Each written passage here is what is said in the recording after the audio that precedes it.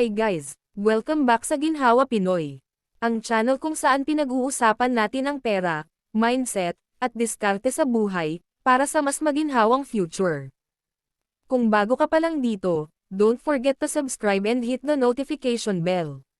Para lagi kang updated sa mga video na makakatulong sa iyo financially at mentally.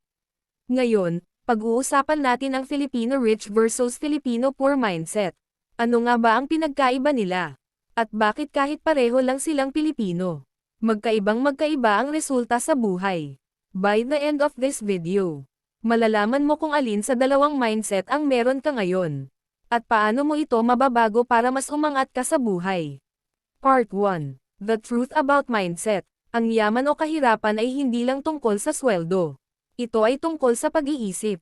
Two people, parehong Pilipino, parehong nagtatrabaho ng 8 hours a day.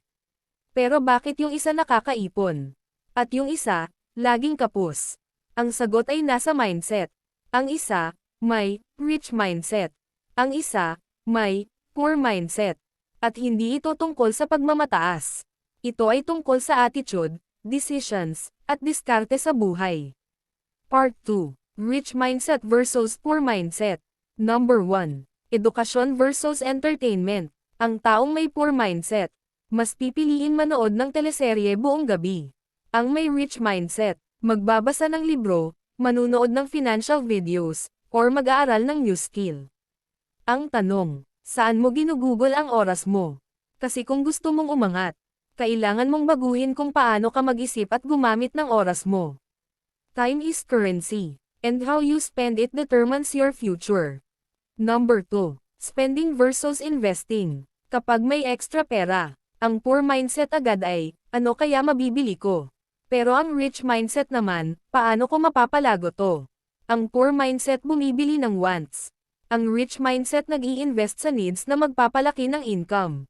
Like learning, business tools, or investments. Hindi ibig sabihin na hindi ka dapat mag-enjoy. Pero kung puro enjoyment lang, walang growth. Remember, ang pera, hindi lang dapat ginagastos. Dapat pinagtatrabaho mo rin. Number 3. Excuses versus solutions. Ang poor mindset laging may dahilan. Wala akong time. Wala akong pera. Di ko kaya yan. Pero ang rich mindset, kahit walang pera, maghahanap ng paraan. They ask, paano ako magkakaroon ng extra income? Anong skills ang pwede kong matutunan? Hindi sila nakafocus sa problema. Nakafocus sila sa solusyon. At doon nagsisimula ang pagbabago. Number 4. Short-term versus long-term thinking. Ang poor mindset gustong yumaman agad.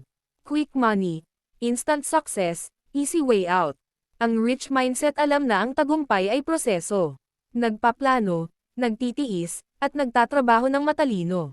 Kung gusto mong umasenso, huwag kang magmadali, mag-focus ka sa consistency. Because success is built little by little. Not overnight. Number 5. Comfort zone versus growth zone. Ang poor mindset gusto lagi ng safe. Takot magbago, takot magkamali. Pero ang rich mindset, alam na growth happens outside the comfort zone. Kung gusto mong umangat, kailangan mong marunong sumubok ng bago, kahit nakakatakot. Walang yumaman sa kakastay lang sa comfort zone. Lahat ng nagtagumpay, nag-take ng risk, pero smart risk, hindi reckless. Part 3. Rich mindset habits you can start now. Gusto mo bang magsimula magbago ngayon?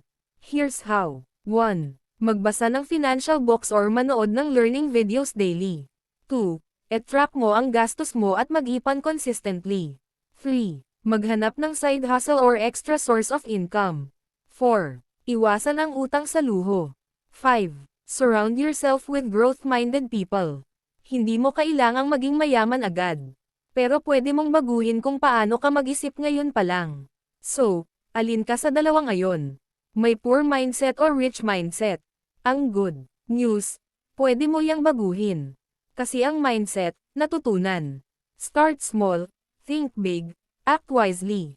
At unti-unti, mararamdaman mo ang ginhawa sa buhay mo. Kung may natutunan ka sa video na to, give it a thumbs up, share it with a friend. At subscribe sa Ginhawa Pinoy para sa weekly motivation at money tips para sa mga Pilipino. Comment down below Ready na akong baguhin ang mindset ko.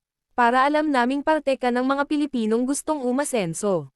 This is Ginhawa Pinoy, reminding you, ang tunay na yaman, sa mindset nagsisimula.